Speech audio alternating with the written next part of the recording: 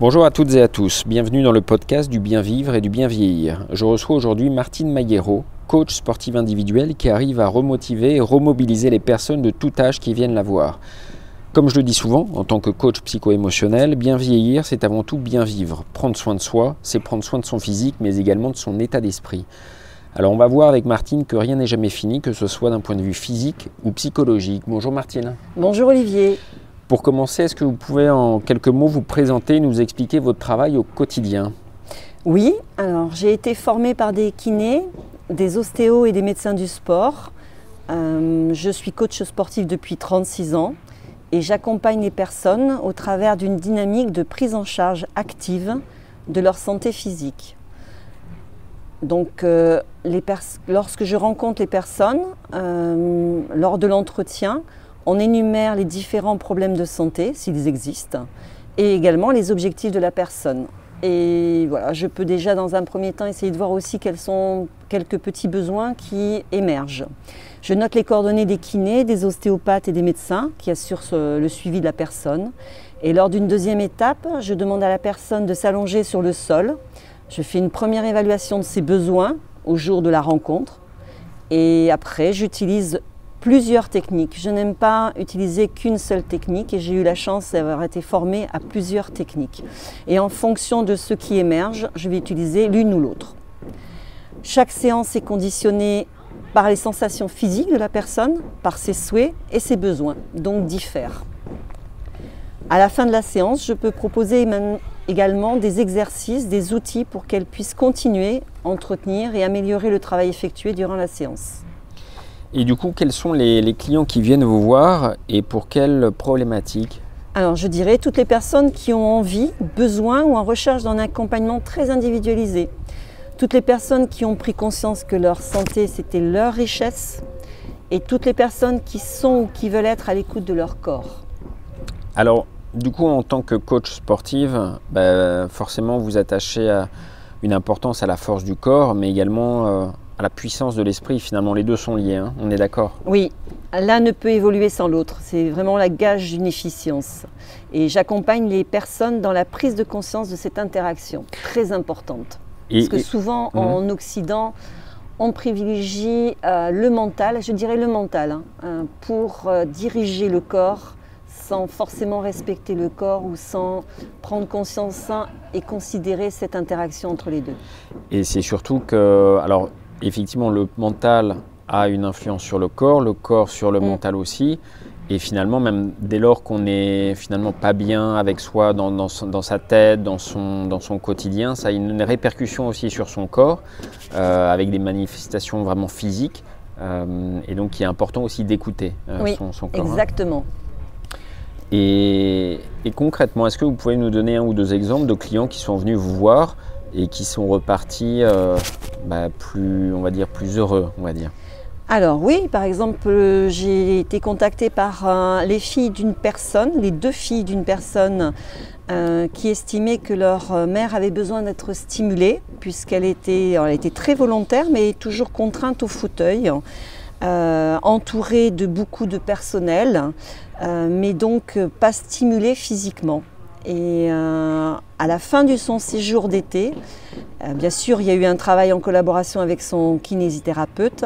Elle a pu se lever, marcher et montrer à ses filles toute sa détermination. Voilà, et ça a été un moment très, très riche d'émotions parce qu'on voyait vraiment qu'elle avait envie de faire plaisir à ses filles et dire « j'y suis arrivée ». Voilà. Et finalement, elle était, on va dire, contente, heureuse et épanouie. Bien sûr. Et finalement, ses filles aussi, ça a eu un impact positif sur ses filles aussi, sur son entourage. Hein. Bien sûr, parce qu'après, il fallait entretenir ça quand elle est repartie chez elle. Mais elle était contente d'avoir pu réussir, malgré son âge, à se lever et à pouvoir marcher. Parce qu'en fait, c'est une belle marche. Il n'y avait pas de problème majeur. Voilà. Ce qui est important dans ce que vous dites, c'est que tout accompagnement a un impact sur la personne concernée et sur ses proches. Hein. Oui. Ça, c'est important. Sur son environnement aussi. Hein. Oui, parce qu'ils se sont aperçus qu'en fait, et c'est ce que je lui ai expliqué, je lui ai dit, vous voyez, sur les 2 mois, on a commencé, vous n'arriviez pas à faire ça. 2 mois après, vous avez vieilli de 2 mois. Donc, normalement, vous devriez encore moins le faire. Et vous faites mieux. Donc, c'était ça qui était intéressant. Alors un autre exemple, j'ai eu une personne qui a été victime d'un AVC, à qui on avait dit qu'il ne pourrait certainement plus pratiquer la pêche sportive en raison de ses problèmes d'équilibre. Mais en fait, c'était sans compter sur sa motivation et son opiniâtreté. Alors ça, je peux vous dire que il était assidu et à force de travail, il est de nouveau présent sur un bateau de pêche pour son plus grand plaisir. Ça aussi, voilà.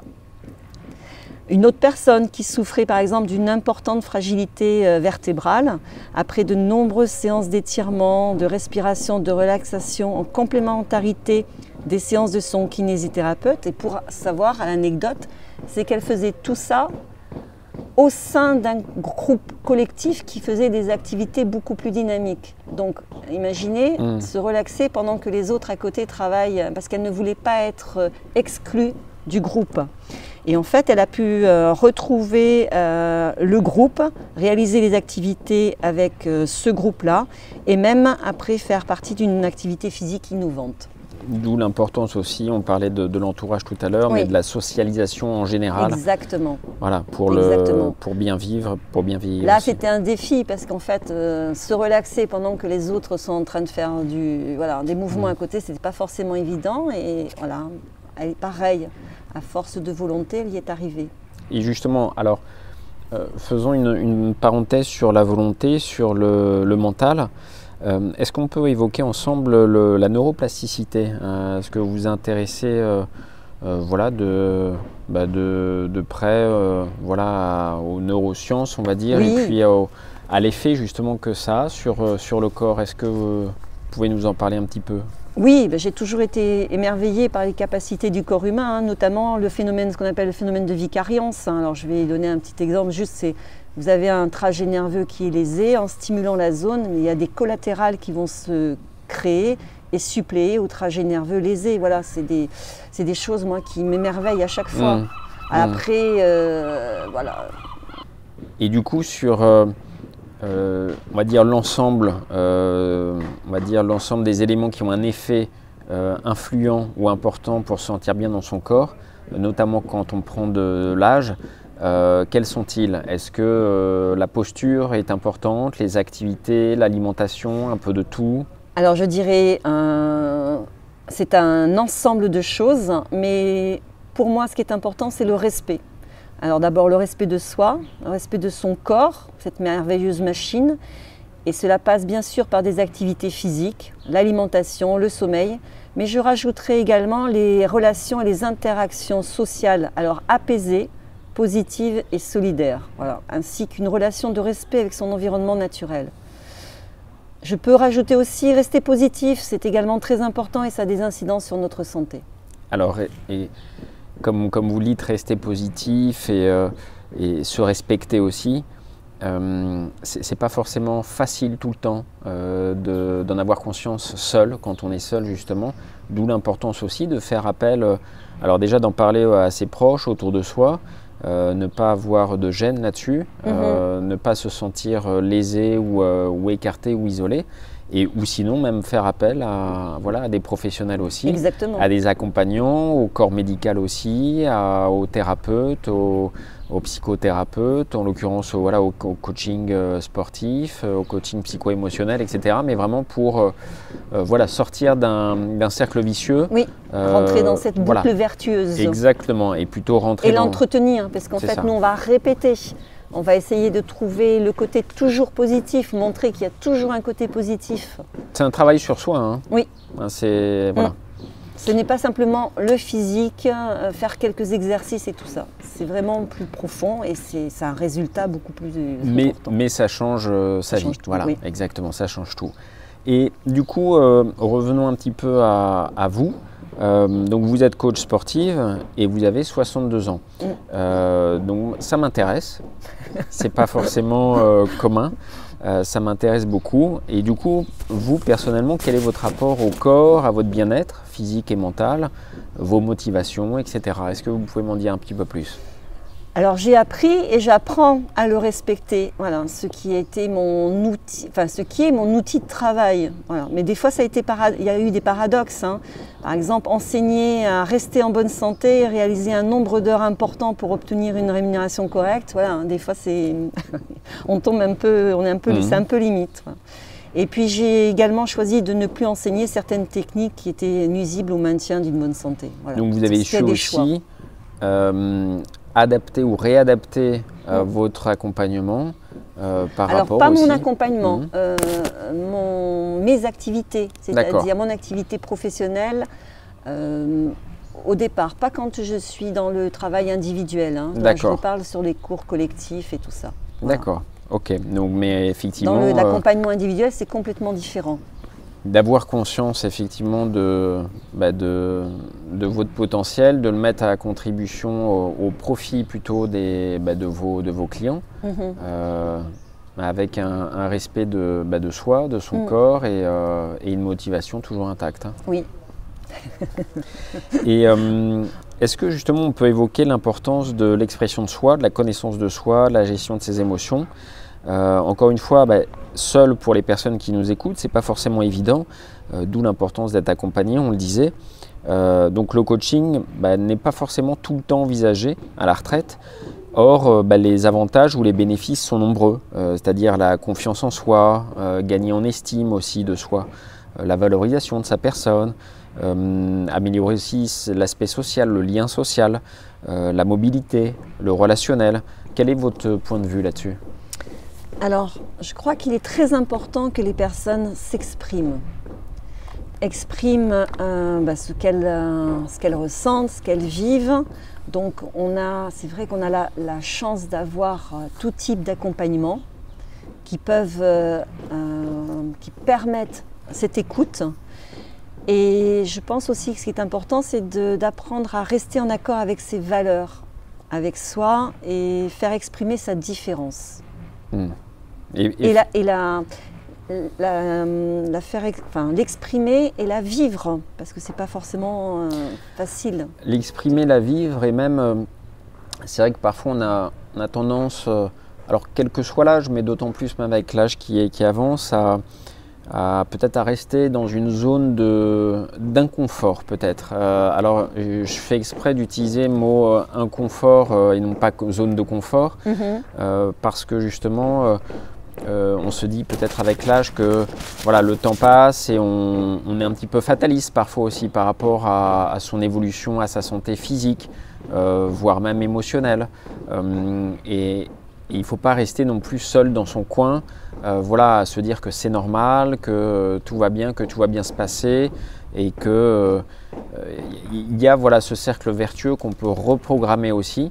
On peut aussi modifier les règles après 60 ans, on peut changer aussi, c'est important. Et même, rien n'est perdu. Voilà, alors ça mettra peut-être plus, voilà exactement, ça mettra peut-être un peu plus de temps. Mais je crois que c'est important de cultiver cette capacité d'adaptation. Voilà. Parce qu'on perd cette faculté d'adaptation, donc à partir du moment où on la perd, on rentre dans les peurs, voilà, dans la rigidité, et on se ferme à tout. D'autant plus qu'il y a aussi tout un bagage de croyances et de freins ancrés depuis plusieurs même dizaines d'années parfois. Et finalement, on peut aussi changer, modifier les règles et avoir une influence et un pouvoir sur soi à 60 ans, 65 ans, 70 ans, et se dire, penser à soi en fait. C'est aussi ça qui est important, parce que parfois on pense beaucoup collectif, c'est-à-dire aux partenaires, à la famille, aux amis, au groupe auquel on appartient d'une certaine manière. Mais finalement, le temps passe, mais on passe avec, dans le sens où on s'oublie. Voilà, on s'oublie, et le temps est important là-dedans, parce que chaque mois, chaque année compte aussi. Donc autant faire en sorte de vivre ces années-là de manière la plus heureuse, la plus épanouissante possible, la plus humaine et sensée possible. Oui, complètement d'accord avec vous. Et du coup, alors est-ce que vous pourriez nous donner 3 conseils simples ou pratiques pour mieux se sentir dans son corps, notamment après 60 ans. Qu'est-ce que vous conseilleriez à quelqu'un comme ça? Alors je dirais en premier de faire attention, enfin de prendre conscience et de respecter sa respiration, d'y penser, de faire attention, oui, et d'y penser plus souvent à sa respiration, de faire bien sûr des mouvements et d'être à l'écoute de son corps. Être à l'écoute, hein. On en est toujours là, hein, mais oui, vraiment être à l'écoute. Alors être à l'écoute, ça s'apprend. Ça s'apprend parce que ce sont des sensations voilà, que l'on perçoit, que l'on apprend et qui nous permettent, le corps il envoie toujours des signaux. Des messages, voilà, des exactement. Messages. Écouter ces messages-là. Oui, apprendre à les écouter.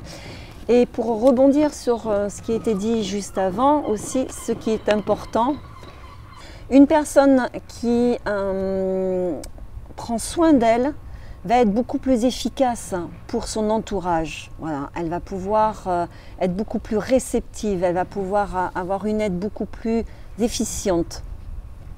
Donc d'où l'importance de vraiment prendre soin de soi, d'abord, avant de prendre soin des autres. Très bon conseil. Et du coup, comment on peut prendre rendez-vous avec... Alors si on veut justement rentrer en contact avec vous pour aller plus loin, comment vous contacter concrètement? Alors moi j'adore le contact téléphonique. Moi, ce qui me permet de ressentir la personne et de savoir si je peux répondre ou pas dans un premier temps à ses attentes. Donc mon numéro de téléphone c'est le 06 12 13 73 86.